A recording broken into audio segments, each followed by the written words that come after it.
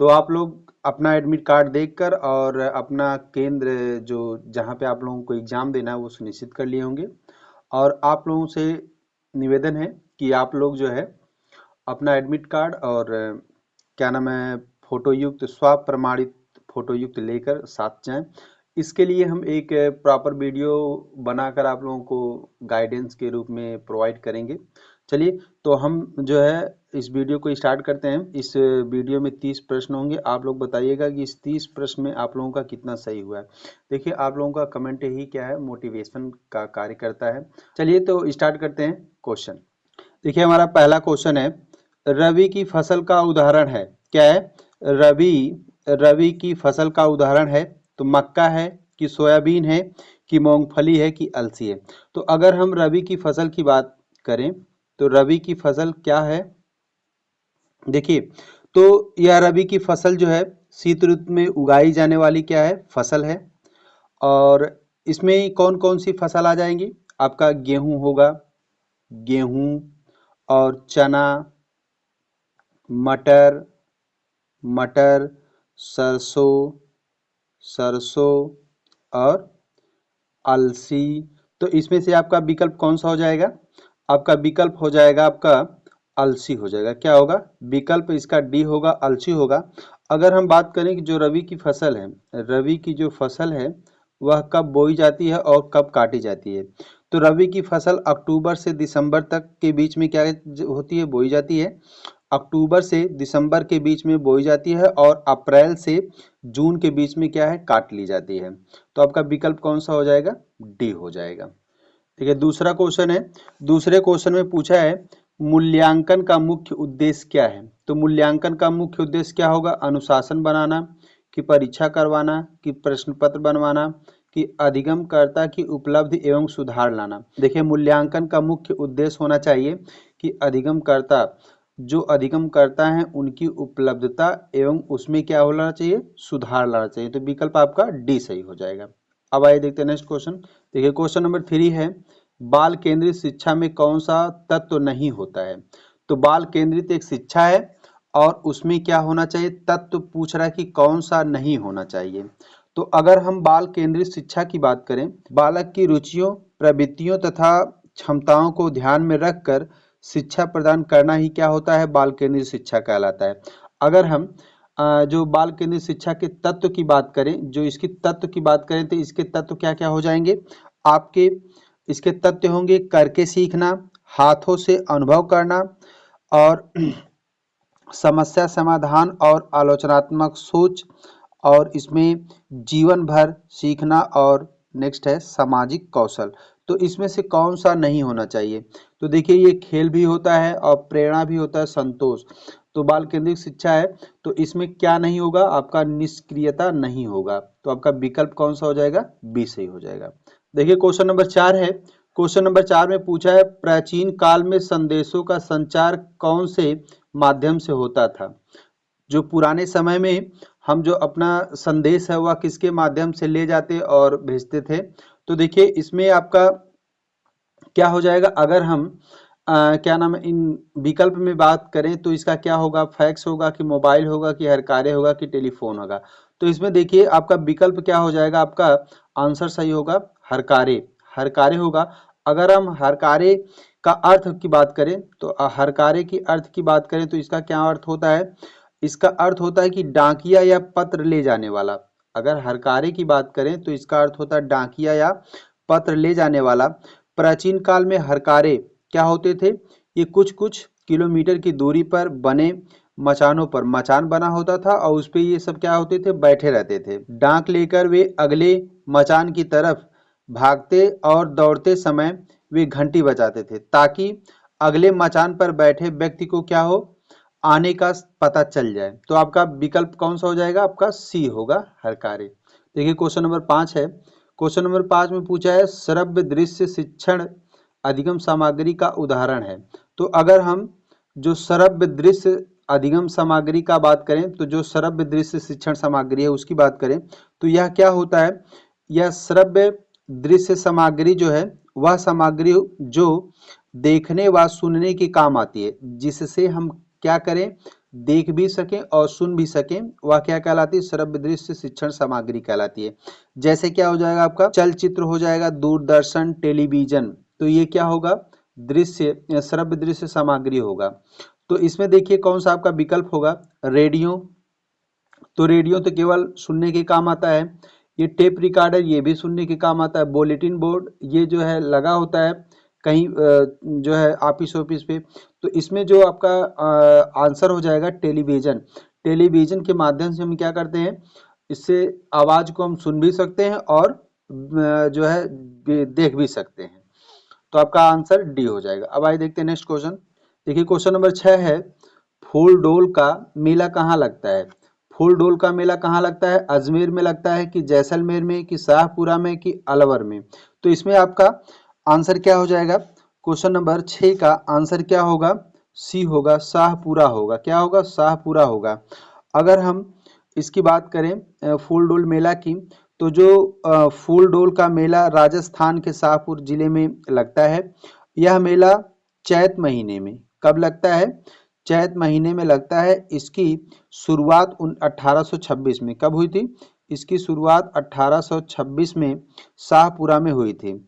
यह मेला पहले कहाँ लगता था? यह मेला पहले राजस्थान के भीलवाड़ा जिले में लगता था। कहाँ लगता था? ये जो शाहपुरा में अब लग रहा है फूलडोल का मेला, यह पहले राजस्थान के भीलवाड़ा जिले में लगता था। तो आपका सी विकल्प हो जाएगा। देखिए क्वेश्चन नंबर 7 है। क्वेश्चन नंबर 7 में पूछा, आपके पिताजी के साले की माँ से आपका क्या रिश्ता होगा? मानी, ये मामी है। क्या लिखा है? मामी होगा कि नानी होगा कि मौसी होगा कि बहन होगा? तो इसमें से आपका विकल्प कौन सा हो जाएगा? तो आपका इसमें से विकल्प हो जाएगा बी होगा। क्या होगा? नानी हो जाएगा। देखिए क्वेश्चन नंबर 8 है। क्वेश्चन नंबर 8 में पूछा, नीचे दिया गया यातायात संगीत जो संकेत है वह क्या इंगित करता है? ये जो बना है यह क्या इंगित करता है? चौराहा इंगित करता है कि पैदल पार पथ की रेलवे क्रॉसिंग की संकरी पुलिया? तो ये आपको जब रोड क्रॉस करते हैं तो आपको जहाँ पे ट्रेन आती जाती होगी तो उसके पहले आपको इस टाइप का बोर्ड लगा होगा, उसी पे ये ट्रेन की पट्टी बनी होगी, तो ये क्या होगा? रेलवे क्रॉसिंग होगा। आपका विकल्प सी हो जाएगा। देखिए क्वेश्चन नंबर 9 है। क्वेश्चन नंबर 9 में पूछा, हमारा राष्ट्रीय पंचांग क्या है? जनगण मन है कि वंदे मातरम है कि शिविर पंचांग है कि राष्ट्रीय शक है? तो इसमें से आपका विकल्प क्या हो जाएगा? तो देखिए हमारा राष्ट्रीय पंचांग राष्ट्रीय शक संवत पर आधारित है। और ये जो शक संवत है ये 365, ये जो शक संवत है इसमें क्या होता है? 365 दिन और क्या होते हैं? 12 महीने होते हैं। महीने कितने होते हैं? 12 होते हैं। या जो संख संवत है ग्रेगोरियन पंचांग की संरचना के समान होता है। तो आपका इसमें विकल्प कौन सा सही हो जाएगा? आपका डी हो जाएगा। 9वें का डी होगा। क्वेश्चन नंबर 10 में पूछा है, राजस्थान में कौन से लोक देवता का संबंध लाछा गुजरी की प्रार्थना से है? तो इसमें आपका विकल्प ए सही होगा कि विकल्प बी कि विकल्प सी कि विकल्प डी? तो इसमें से आपका विकल्प कौन सा हो जाएगा? डी हो जाएगा, तेजा जी हो जाएगा। क्या होगा? तेजा जी हो जाएगा। तेजा जी का जन्म कब हुआ था? तो इसमें आपका तेजा जी का जन्म कब हुआ था? तो 1074 में तेजा जी का जन्म हुआ था। कहाँ पर हुआ था? नागौर जिला में हुआ था। कहाँ पर? नागौर जिला के खड़नाल गांव में हुआ था। तो आपका विकल्प डी सही हो जाएगा। क्वेश्चन नंबर 11 में पूछा है, सड़क मार्ग यातायात के साधनों के सही समूह को चुनिए। जीप, स्कूटर, नाव, साइकिल, कार, जेट, बस, ट्रक, ई रिक्शा, बैलगाड़ी, ऊंट गाड़ी, फ्लाइंग कार? आपका इसमें क्या हो जाएगा? विकल्प सी सही हो जाएगा। बस, ट्रक, ई रिक्शा, ये तीनों क्या कहते हैं? ये तीनों सड़क पे चलने वाले साधन हैं। तो आइए देखते हैं नेक्स्ट क्वेश्चन। देखिए क्वेश्चन नंबर 12 है। इसमें पूछा है, किस रोग के कारण रक्त में प्लेटलेट्स की संख्या कम हो जाती है? चिकन पॉक्स के कारण कि मधुमेह के कारण कि अमीबाएसिस के कारण कि डेंगू के कारण? तो इसमें आपका क्वेश्चन नंबर 12 में क्या सही हो जाएगा? क्वेश्चन नंबर 12 में डी सही हो जाएगा। डेंगू के कारण क्या होता है? प्लेटलेट्स की संख्या कम हो जाती है। देखिए क्वेश्चन नंबर 13 है। क्वेश्चन नंबर 13 में पूछा है, निम्नलिखित में से किसको राजस्थान का मैनचेस्टर कहा जाता है? जयपुर को कहा जाता है कि भीलवाड़ा को कि नागौर की व्यवहार को? तो इसमें आपका मैनचेस्टर, राजस्थान का मैनचेस्टर कौन सा हो जाएगा? तो हम आपको बता दें कि राजस्थान का मैनचेस्टर भीलवाड़ा को कहते हैं।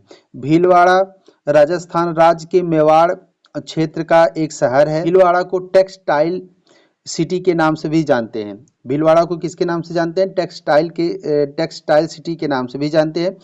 तो आपका विकल्प इसमें कौन सा हो जाएगा? तो आपका विकल्प आपका बी सही हो जाएगा, भीलवाड़ा हो जाएगा। अगर हम इसकी जो जयपुर की बात करें तो जयपुर को हम किसके नाम से जानते हैं? जयपुर को हम गुलाबी शहर के नाम से जानते हैं। देखिए क्वेश्चन नंबर 14 में क्या पूछा है? निम्नलिखित में से कौन सा सूर्य का निकटतम ग्रह है? बृहस्पति है कि पृथ्वी है कि बुध है कि मंगल है? तो देखिए यह क्वेश्चन बहुत इंपॉर्टेंट होने वाला है। यह क्वेश्चन बहुत इंपॉर्टेंट है। अगर हम ग्रह की बात करें, ग्रह किसे कहते हैं? तो ग्रह एक खगोलीय पिंड होता है जो किसी तारे की परिक्रमा करता है। ग्रहों को अंग्रेजी में हम क्या कहते हैं? प्लेनेट कहते हैं। अगर हम इसमें सूर्य की बात करें तो जो ये सूर्य है, ये सूर्य क्या है? एक तारा है जो हमारे सौर मंडल के केंद्र में स्थित है। यह हाइड्रोजन और हीलियम गैसों से बना एक चमकता हुआ विशाल गोला है। सूर्य हमारे सौर मंडल का सबसे बड़ा तारा है। अगर हम इसमें बुध की बात करें तो बुध जो है आपका आंसर हो जाएगा, और बुध जो है सूर्य से सबसे छोटा व निकटतम ग्रह है। सूर्य से उनकी बढ़ती दूरी के क्रम में पहले क्या होगा? पहले आपका आएगा बुध आएगा, पहले बुध होगा, फिर शुक्र होगा, फिर पृथ्वी, फिर मंगल, फिर उसके बाद कौन सा आएगा? बृहस्पति, फिर शनि और यूरेनस, और उसके बाद नेपच्यून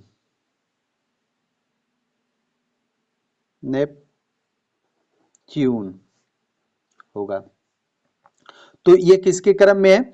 ये सूर्य से उनकी बढ़ती दूरी के क्रम में है। पहले बुध, फिर शुक्र, फिर पृथ्वी, मंगल, बृहस्पति, शनि और यूरेनस और फिर नेपच्यून है। तो आपका विकल्प कौन सा हो जाएगा? सी सही हो जाएगा, बुध हो जाएगा। देखिए क्वेश्चन नंबर 15। क्वेश्चन नंबर 15 में पूछा है सोनार दुर्ग कहाँ स्थित है? जैसलमेर में है कि जयपुर में कि भरतपुर की राजसमंद में? तो इसमें आपका विकल्प कौन सा हो जाएगा? आपका क्वेश्चन नंबर 15 का आंसर क्या होगा? ए सही हो जाएगा, जैसलमेर। सोनार दुर्ग राजस्थान के जैसलमेर में स्थित है। यह दुर्ग चित्रकूट पहाड़ी पर है। तो आपका विकल्प ए सही हो जाएगा। देखिए क्वेश्चन नंबर 16 है। क्वेश्चन नंबर 16 पूछा है राजस्थान के कौन से समुदाय के लिए वन एवं वन्य प्राणी संरक्षण उनके धार्मिक अनुष्ठान का एक भाग बन गया है? तो गुर्जर की, सहरिया की, बिश्नोई की, मीणा? तो इसमें से आपका कौन विकल्प हो जाएगा? अगर हम इसकी बात करें तो आपका इसमें आंसर हो जाएगा कौन सा? सी हो जाएगा, बिश्नोई। क्वेश्चन नंबर 17 है। क्वेश्चन नंबर 17 में पूछा है निम्नलिखित में से वह जयंती चुनिए जो चैत मास की शुक्ल पक्ष की 13 के दिन मनाई जाती है। तो इसमें से आपका विकल्प कौन सा होगा? महावीर जयंती होगी, कई गांधी जयंती की, अम्बेडकर जयंती की, हनुमान जयंती? इसमें से कौन सा आपका विकल्प होगा? तो देखिए अगर हम इस क्वेश्चन नंबर 17 की बात करें तो देखिए महावीर जो जयंती है चैत मास की शुक्ल पक्ष की 13 के दिन मनाई जाती है। जैन धर्म में सबसे महत्वपूर्ण धार्मिक उत्सव में से एक महावीर जयंती है। यह जैन धर्म के अंतिम और 24वें तीर्थंकर महावीर स्वामी जो जयंती है इनके जन्म के सम्मान करती है। तो आपका विकल्प इसमें से कौन सा हो जाएगा? क्वेश्चन नंबर 17 का ए हो जाएगा, महावीर जयंती हो जाएगा। देखिए क्वेश्चन नंबर 18 इसमें पूछा है हिमाचल प्रदेश में जल संग्रहण की पुरानी संकल्पना का नाम क्या है? सुरंगम है कि कट्ठा है कि कुल है कि एरिस है? तो इसमें क्वेश्चन नंबर 18 का आपका विकल्प हो जाएगा कौन सा होगा? कौन सा इसमें विकल्प होगा? आपका हो जाएगा सी हो जाएगा, कुल होगा। देखिए हिमाचल प्रदेश में जल संग्रहण की पुरानी संकल्पना का नाम क्या है? कुल है। यह सिंचाई की एक स्थानीय प्रणाली है। इस प्रणाली में नदियों में बहने वाले पानी को मानव निर्मित चैनलों में बदल दिया जाता है। ये चैनल पानी को पहाड़ी के नीचे के गांव में ले जाते थे। तो आपका विकल्प सी हो जाएगा। तो इसमें देखिए क्वेश्चन नंबर 19 में क्या पूछा है नमामि गंगे अभियान का शुभारंभ कब किया गया था? 2011 में कि 2012 में कि 2013 कि 2014 में? इसका आंसर कमेंट में बताइए। इसका आंसर क्या होगा? जो नमामि गंगे परियोजना केंद्र सरकार की यह क्या है, एक योजना है। इसकी शुरुआत कब की गई थी, तो इसकी शुरुआत जो है की गई थी 2014 में की गई थी, 2014 में की गई थी। इसकी शुरुआत गंगा नदी के साफ करने के लिए किया गया था। तो आपका विकल्प कौन सा, डी हो जाएगा। अब ये देखते हैं नेक्स्ट क्वेश्चन। तो मगरमच्छ प्रणाली जगत के किस संवर्ग के अंतर्गत आता है, तो आपका पक्षी की, सरीसृप की, जल स्थलचर की, मत्स्य। तो आपका ये किसके अंतर्गत आएगा, तो देखिए जो प्राणी रेंग कर चलते हैं वह सरीसृप कहलाते हैं। जैसे क्या हो गया, सांप हो गया, सांप और मगरमच्छ और केंचुआ ये सब क्या है, और जोंक, ये सब जो है रेंग कर चलने वाले प्राणी है। तो यह जो है आपके किसके अंतर्गत आएंगे, सरीसृप के अंतर्गत आएंगे। विकल्प बी हो जाएगा। जो सूर्य नगरी किसका नाम है, जयपुर, जैसलमेर, बाड़मेर, जोधपुर। तो सूर्य नगरी के नाम से हम किसको जानते हैं, तो आपका इसमें विकल्प कौन सा हो जाएगा, जो डी है इसको हम किसके नाम से जानते हैं, सूर्य नगरी के नाम से जानते हैं। सूर्य नगरी या सन सिटी के नाम से जोधपुर को जानते हैं। जोधपुर क्या है, जोधपुर राजस्थान का दूसरा सबसे बड़ा शहर है और इसकी स्थापना, जो जोधपुर है, जोधपुर की स्थापना 1459 में राठौर शासकों ने की थी। इसे ब्लू सिटी के नाम से भी जाना जाता है। तो आपका डी इसका आंसर हो जाएगा। क्वेश्चन नंबर 22 में पूछा है निम्नलिखित को सुमेलित करें तथा सही विकल्प का चयन करें। देखिए क्वेश्चन नंबर किसमें 22 में क्या करना, आपको एक में हार्मोन दिया है, एक में हार्मोन दिया है, दूसरे में कार्य दिया है।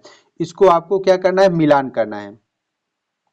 तो दिया है वृद्धि हार्मोन, इंसुलिन, और दिया है टेस्टोस्टेरोन और प्रोजेस्टेरोन। तो इसमें किसके साथ मिलेगा, देखिए ये जो पहला है वृद्धि हार्मोन, यह किसके साथ मिल जाएगा, ये मिल जाएगा आपका अंगों में वृद्धि प्रेरित करना। ये जो है पहला बी के साथ हो जाएगा, किसके साथ हो जाएगा, पहला बी के साथ, अंगों में वृद्धि प्रेरित करना। देखिए इंसुलिन, ये जो दूसरा है इंसुलिन, ये किसके साथ मिल जाएगा, इंसुलिन मिल जाएगा रक्त में शर्करा स्तर का नियमन करना। किस में मिल जाएगा, आपका मिल जाएगा इसके डी के साथ, रक्त में शर्करा का स्तर नियमन करना मिल जाएगा। और जो टेस्टोस्टेरोन है, ये जो तीसरा है, ये जो तीसरा वह किसके साथ मिल जाएगा, तो ये मिल जाएगा आपका नर में लैंगिक लक्षणों का नियमन करना। और ये जो आपका चौथा है प्रोजेस्टेरोन मिल जाएगा, या किससे मिल जाएगा, यह मिल जाएगा सी के साथ मिलेगा, मादा में लैंगिक लक्षणों का नियमन करना मिल जाएगा। किसमें, मादा में लैंगिक लक्षणों का नियमन करना मिल जाएगा। तो आपका विकल्प इसमें से कौन सा हो जाएगा, आपका आंसर इसमें से कौन सा होगा, पहले का बी, और दूसरे का जो दूसरा है उसका क्या हो जाएगा, डी होगा, और तीसरे का ए होगा, और चौथे का डी, चौथे का सी हो जाएगा। तो आपका विकल्प सी हो जाएगा, ये वाला विकल्प सही होगा। अब आइए देखते हैं नेक्स्ट क्वेश्चन। इसमें पूछा है खादी के बने वस्त्रों होगा, क्या होगा, वस्त्रों की कीमत पर विशेष छूट कब दी जाती है। तो इसमें 26 जनवरी होगा कि 2 अक्टूबर के 21 जून की 5 सितंबर। तो इसमें से आपका विकल्प कौन सा हो जाएगा, 23 में। तो 23 में कौन सा होगा, आपका हो जाएगा बी हो जाएगा 2 अक्टूबर को। यह जो है 2 अक्टूबर को गांधी जी का क्या हुआ था, जन्म हुआ था, और इन्हीं के जन्म के अवसर पर आपको इसमें क्या होती है, 2 अक्टूबर को खादी वस्त्रों में छूट दी जाती है। तो यहाँ पे क्या होगा, यहाँ पे वस्त्रों होगा, क्या होगा, वस्त्रों होगा, और यहाँ पे क्या होगा, छूट होगा। तो आपका विकल्प बी सही हो जाएगा। अब आइए देखते हैं नेक्स्ट क्वेश्चन। देखिए क्वेश्चन नंबर 24 है, इसमें पूछा है पर्वतारोहण के दौरान सांस लेने में कठिनाई का मुख्य कारण क्या है। तो यहाँ पे क्या होगा, खड़ी ढलान होगा, कि अत्यधिक ठंडा मौसम, कि कम वायुदाब, की बर्फीली हवा। तो इसमें आपका क्वेश्चन नंबर 24 में क्या हो जाएगा आंसर, तो इसका आंसर आपका होगा कम वायुदाब, विकल्प सी सही हो जाएगा। देखिए पर्वतारोहण के दौरान ऊंचाई बढ़ने के साथ साथ क्या होता है, हवा का दबाव कम हो जाता है, जिसमें ऑक्सीजन के अणु एक दूसरे से दूर चले जाते हैं। ऐसे में ऑक्सीजन की मात्रा कम हो जाती है और सांस लेने में क्या होती है, दिक्कत होती है। तो आपका विकल्प सी सही हो जाएगा। अब आइए देखते हैं नेक्स्ट क्वेश्चन। क्वेश्चन नंबर 25 में पूछा है, निम्नलिखित में से कौन पर्यावरण के अजैविक घटक के अंतर्गत आते हैं। तो अगर हम बात करें, जो इसमें देखिए अजैविक घटक और एक जैविक घटक, अगर हम बात करें किसकी, अजैविक घटक की, तो पारिस्थितिकी तंत्र के निर्जीव घटकों को हम क्या कहते हैं, अजैविक घटक कहते हैं। तो ये जो निर्जीव है वो कौन है, जिसमें क्या होता है, जीव ना हो, जैसे जल हो गया, वायु हो गया, तापमान, प्रकाश, मृदा, मौसम, आर्द्रता, ऊंचाई इत्यादि, ये क्या है, अजैविक घटक के अंतर्गत आते हैं। तो आपका इसमें कौन सा आंसर हो जाएगा, तो आंसर इसका आपका बी होगा, वायु। वायु क्या है, एक अजैविक घटक है। अगर हम जैविक घटक की बात करें तो पारिस्थितिकी तंत्र के जो जीवित प्राणी हैं वो क्या होंगे, आपके जैविक घटक के अंतर्गत आएंगे। जैसे क्या, जिसमें क्या हो, जान हो, वह क्या होगा, जैविक घटक होगा। जैसे पौधे हो गया, जानवर हो गया, सूक्ष्म सूक्ष्म जीव जैसे बैक्टीरिया और खमीर, कीड़े इत्यादि। तो आपका विकल्प है आपका बी सही हो जाएगा। अब आइए देखते हैं नेक्स्ट क्वेश्चन। क्वेश्चन नंबर 26 में पूछा, निम्नलिखित में से रेशम कीट का भोजन कौन सा है। शहतूत की पत्तियां हैं कि जामुन की पत्तियां, कि नीम की पत्तियां, कि आम की पत्तियां। तो इसमें से क्वेश्चन नंबर 26 में आपका विकल्प कौन सा हो जाएगा, विकल्प इसमें क्या होगा, शहतूत की पत्तियां होगा। तो रेशम कीटों का भोजन मुख्य रूप से क्या होता है, शहतूत के पत्ते होते हैं। रेशम कीट पालन को क्या कहते हैं, रेशम कीट पालन को हम सेरीकल्चर के नाम से जानते हैं। तो आपका विकल्प है ए सही हो जाएगा। क्वेश्चन नंबर 27 में पूछा है, तंबाकू में कौन सा एल्केलाइड पाया जाता है, कोकेन की, कैफीन की, निकोटीन की, मॉर्फिन। तो इसमें आपका विकल्प क्वेश्चन नंबर 27 में क्या होगा, देखिए तंबाकू में निकोटीन नामक एल्काइड पाया जाता है। यह एक उत्तेजक और चिंता निवारक के रूप में इस्तेमाल किया जाता है। देखिए सी सही हो जाएगा, निकोटीन हो जाएगा। अब आइए देखते हैं नेक्स्ट क्वेश्चन। देखिए क्वेश्चन नंबर 28 है, इसमें पूछा है रेबीज रोग का कारण कारक है। तो क्या होगा, वायरस होगा कि प्रोटोजोआ होगा कि बैक्टीरिया की माइकोप्लाज्मा। तो इसमें से क्या होगा आपका, देखिए क्वेश्चन नंबर 28 है, तो रेबीज एक क्या है, विषाणु जनित बीमारी है। रेबीज क्या है, एक विषाणु जनित बीमारी है। यह आरएनए किसके, आरएनए वायरस के कारण होता है, जो पागल कुत्ते, बिल्ली, बंदर आदि के लार में होता है। जबकि यही पागल कुत्ते काटते हैं तो क्या हो जाता है, रेबीज हो जाता है। तो आपका विकल्प इसमें क्या हो जाएगा, ए हो जाएगा। क्वेश्चन नंबर 29 में पूछा है, जंतु से प्राप्त रेशे का उदाहरण, कपास, पॉलिएस्टर, नायलॉन, रेशम। तो इसमें से आपका क्वेश्चन नंबर 29 में कौन सा हो जाएगा, डी हो जाएगा, रेशम। अब आइए देखते हैं नेक्स्ट क्वेश्चन। देखिए क्वेश्चन नंबर 30 है, निम्नलिखित में से कौन सा जल प्रदूषण का मानवीय स्रोत नहीं है। तो इसमें से आपका कौन सा हो जाएगा, घरेलू वाहित स्राव होगा कि वहित जल होगा कि औद्योगिक वाहित स्राव होगा कि हुमस पदार्थ। तो इसमें से आपका हो जाएगा डी हो जाएगा। देखिए आपके क्वेश्चन 30 पूरे होते हैं, क्वेश्चन 30 पूरे हो गए। आप लोग कमेंट में बताइए कि यह जो 30 क्वेश्चन था, इस 30 क्वेश्चनों में से आप लोग कितना कर पाए हैं। तो चलिए मिलते हैं किसी नेक्स्ट वीडियो में, तब तक के लिए धन्यवाद।